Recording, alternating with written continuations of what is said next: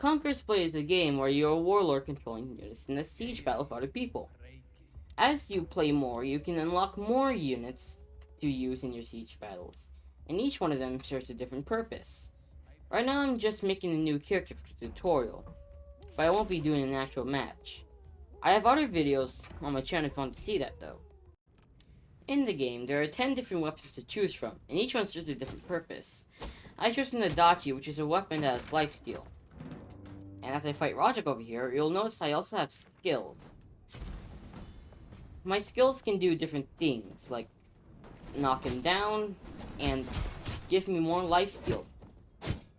They also do a good amount of damage, but not all of them do damage. Some of them might increase my speed, just heal me, and increase my damage.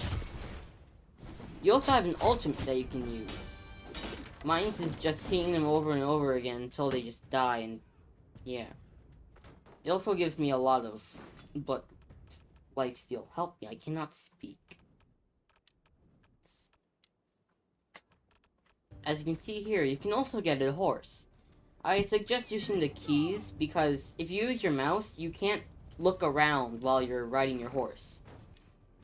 Now, while you're on your horse, you can attack and use special skills, which you'll see later. Your horse works well as a getaway option as well, if you're low on health and you need to go heal.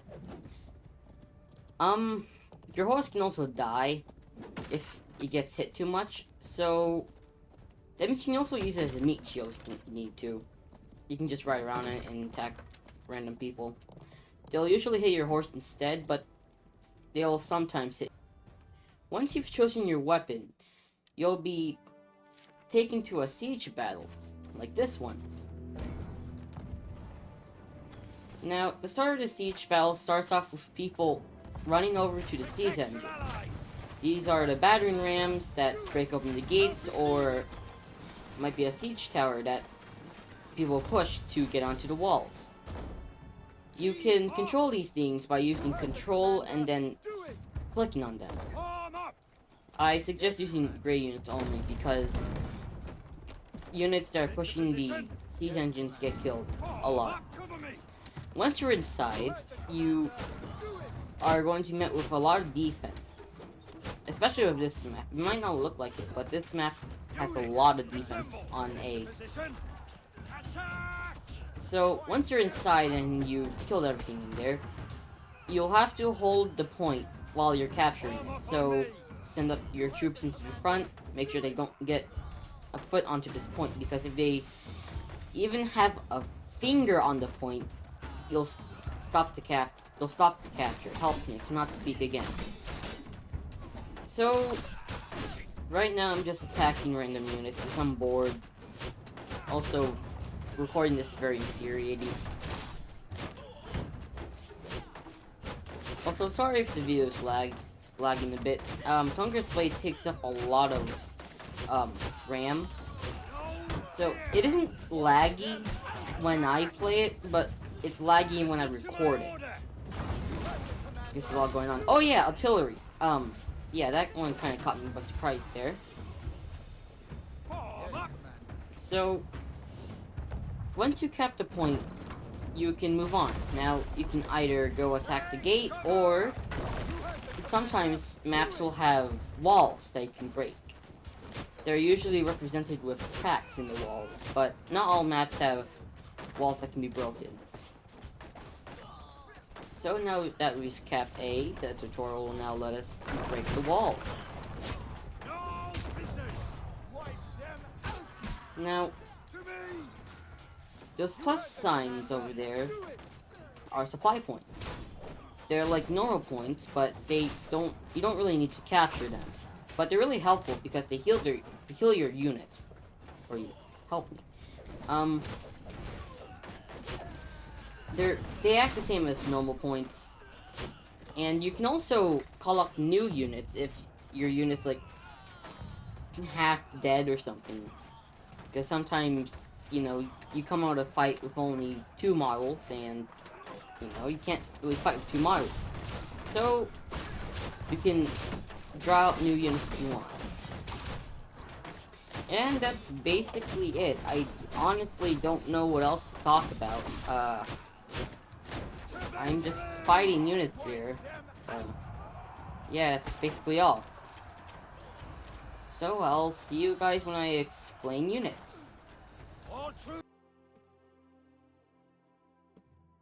Now, when you're picking...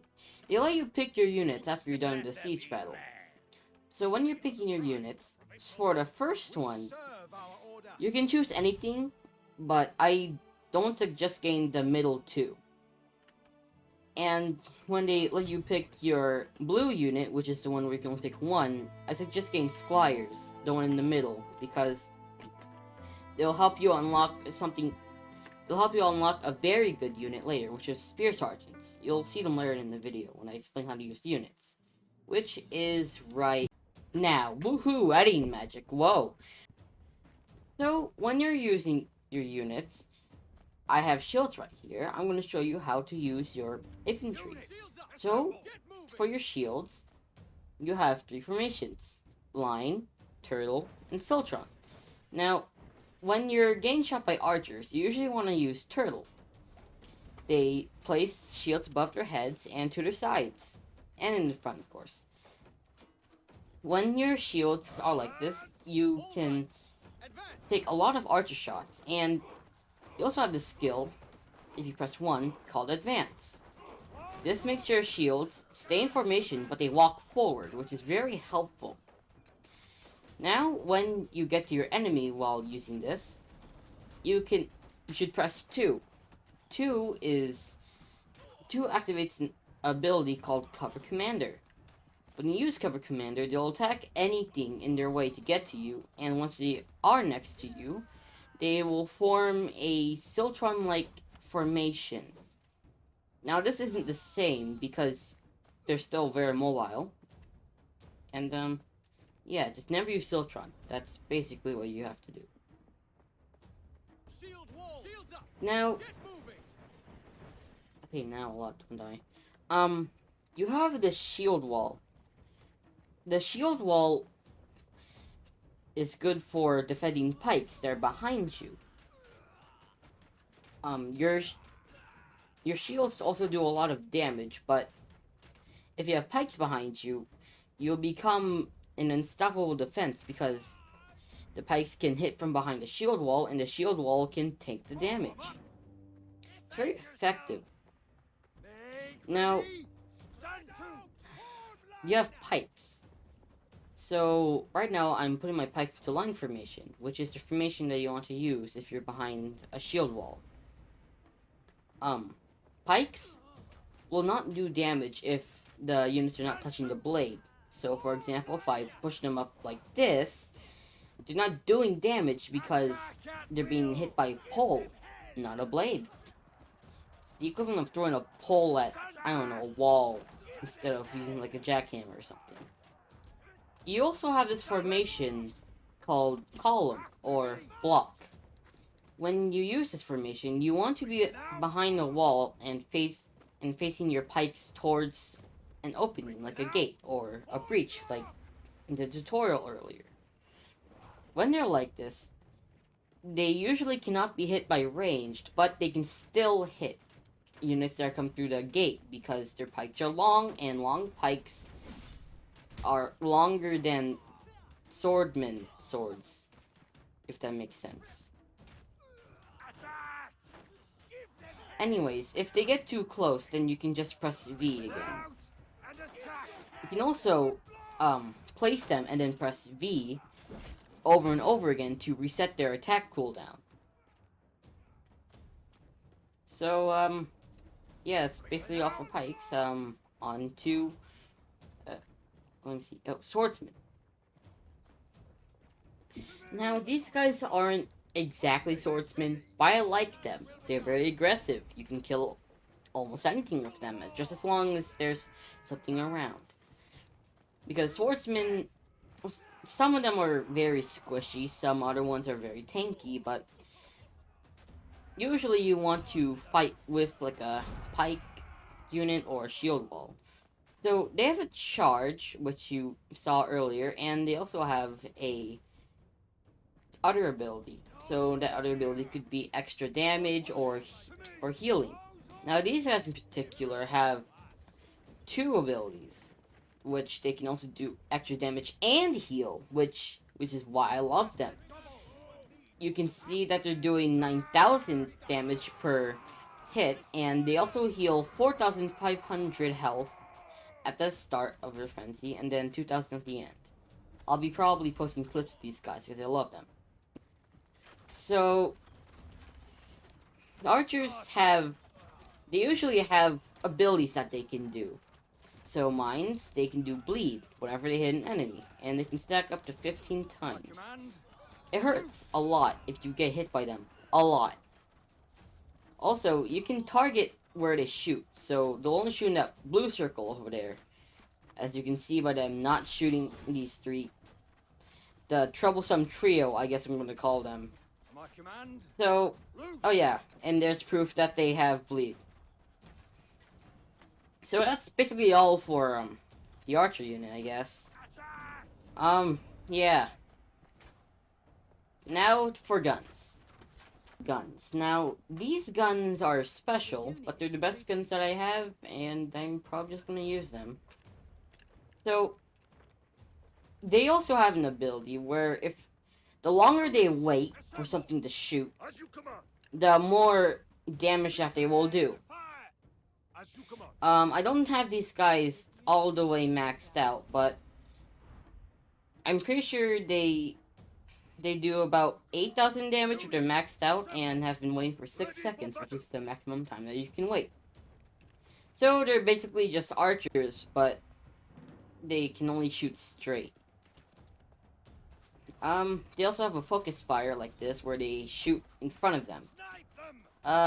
And that's basically all for them. I don't have much else to say.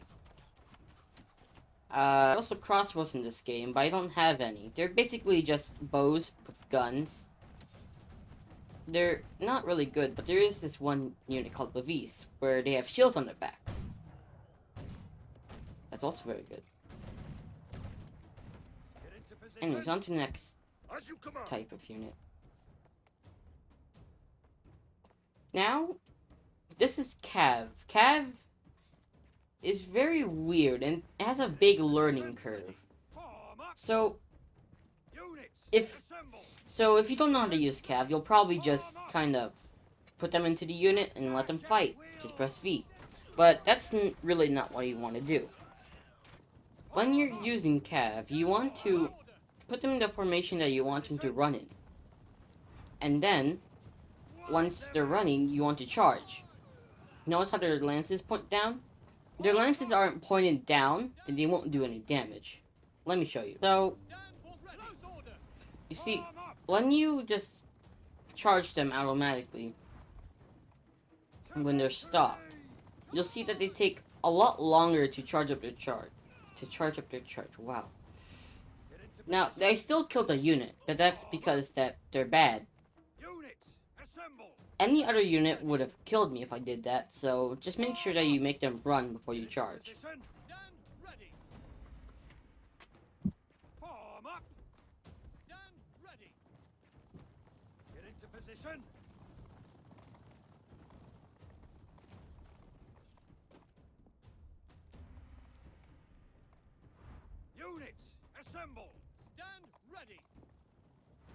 Now, you also want to find a vantage point. So, like right here, I charged them through. Just pretend that they're charging. And then I X them out, or place them out. So, after I place them out, I get them a safe place to go. And then once they're ready, I charge them again.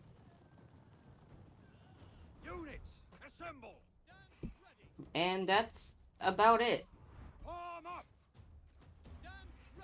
Just make sure that you also don't put them to any fights while they're not charging, or else they'll take a lot of damage and die.